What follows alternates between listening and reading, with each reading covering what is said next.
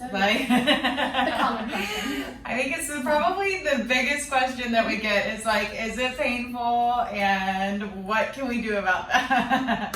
Well, Because that's a long treatment. It's So we want to definitely make sure treatment. everyone's happy. The short answer, no. So obviously we do test patches. Yeah. So when people come in for consult, I always will recommend that they do a test patch so they know how it feels.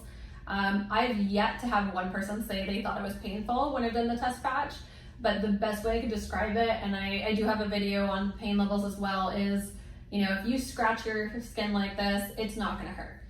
But if you keep on doing it, you're going to notice the hand starts turning red, then starts getting a little irritated. And if you keep on going, it just has this raw feeling that's irritating. So it's more of an irritation than anything, because obviously it is a long treatment.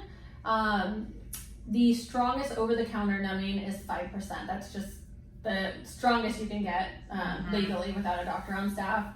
So the nice thing about having our medical director, Dr. Newman, is we get prescription strength. We do 20% numbing cream, which works a lot better than the 5%. So I use it on everybody regardless of pain tolerance, just because it's better to be as comfortable as possible. Yeah. But it's usually tolerable. I have had people fall asleep. So obviously people's pain tolerance is different. Falling asleep is not, I wouldn't say common, but I've had a couple people do it. Right. So I guess it just depends on the person. Yeah, the most sensitive area I've heard is just at the temple. Yeah, you have some major nerves here. Temple is always going to be more sensitive.